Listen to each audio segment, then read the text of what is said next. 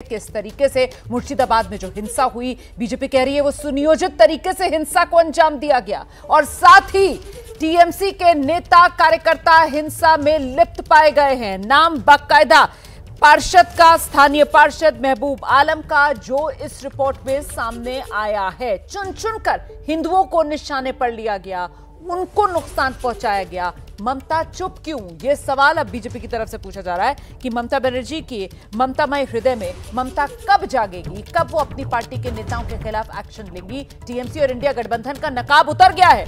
SIT की report ने नकाब उतार दिया टीएमसी और इंडिया गठबंधन का। हिंदुओं की हत्या हुई मुर्शिदाबाद में और टीएमसी से लेकर इंडिया गठबंधन तक सब चुप थे।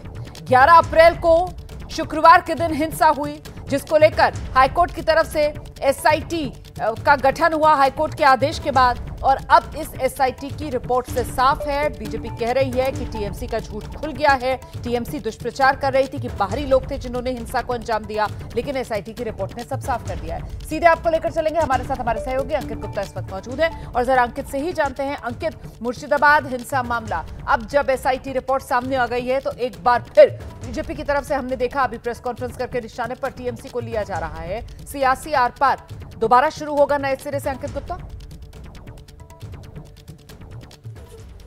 बिल्कुल होगा रोमाना, और इसमें तो देखिए इस बार अब बीजेपी जिस रिपोर्ट का हवाला दे रही है वो तो कोलकाता हाई कोर्ट ने जो 3 सदस्यीय कमेटी बनाई थी उस रिपोर्ट की फाइंडिंग्स है, और ये जो रिपोर्ट कोर्ट के सामने भी पहुंच चुकी है। लेकिन इसमें महत्वपूर्ण क्या है, महत्वपूर्ण जिस बात का भी आप जिक्र कर रहे थे और कुछ देर पहले जो सुधांशु त्रिवेदी जो बीजेपी के जो प्रवक्ता है, सांसद हैं, वो जिस बात का जिक्र कर रहे थे कि रिपोर्ट की जो फाइंडिंग्स है उसमें जो सबसे बड़ा कटघरे में खड़ी हो रही है वो है पश्चिम बंगाल की पुलिस। क्यों? क्योंकि एक तो जो नाम सामने आ रहा है टीएमसी के पार्षद का, जो स्थानीय पार्षद है उसका नाम सामने आ रहा है कि वो कैसे अपने साथ लोगों को लेकर के गया और एक धर्म विशेष के लोग थे जिन्होंने जो है दूसरे धर्म के लोगों के ऊपर हमला किया। सुधांशु त्रिवेदी ने तो यहां तक कह दिया कि उसको पहलगाम की हमला की घटना से जोड़ते हुए कि पहलगाम में भी हिंदुओं को मारा गया और यहां पर भी मुर्शिदाबाद में भी हिंदुओं के खिलाफ ही ये घटना हुई है। लेकिन रोमाना यहां पर सवाल खड़ा हो रहा है स्थानीय प्रशासन और पुलिस के रवैये के ऊपर, क्योंकि शुक्रवार 11 अप्रैल को पहली बार यह घटना हुई, लेकिन वो वहां नहीं रुकी, वहां पर पुलिस और प्रशासन मूक दर्शक बनी रही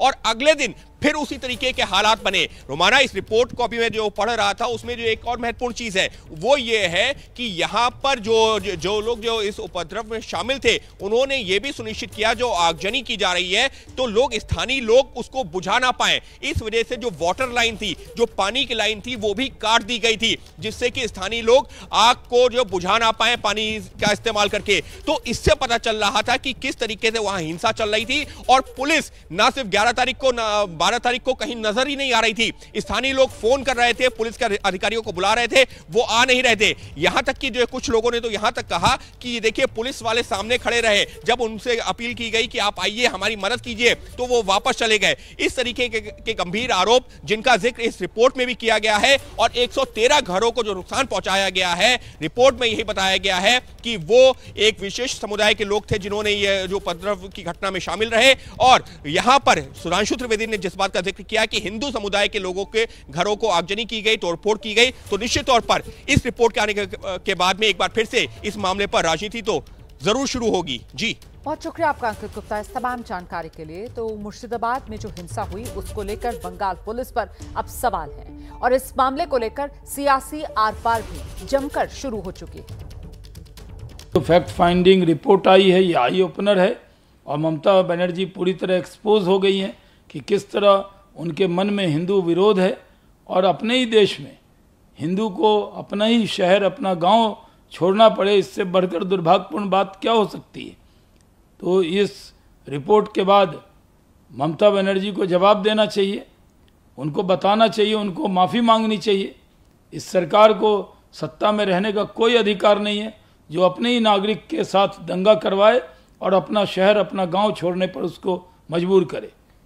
जो भी दोषी हो, फैक्ट फाइंडिंग की रिपोर्ट आ गई, उसको ईमानदारी से पालन किया जाना चाहिए, दोषियों को दंडित करना चाहिए।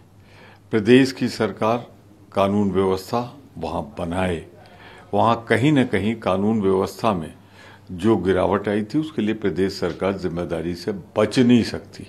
और जिस तरह उसे सांप्रदायिक स्वरूप दिया गया है, जिस तरह धर्म पूछा गया है या धर्म के आधार पे हुआ है, वो निंदनीय है। मैं उसकी कठोरतम शब्दों में निंदा करता हूं।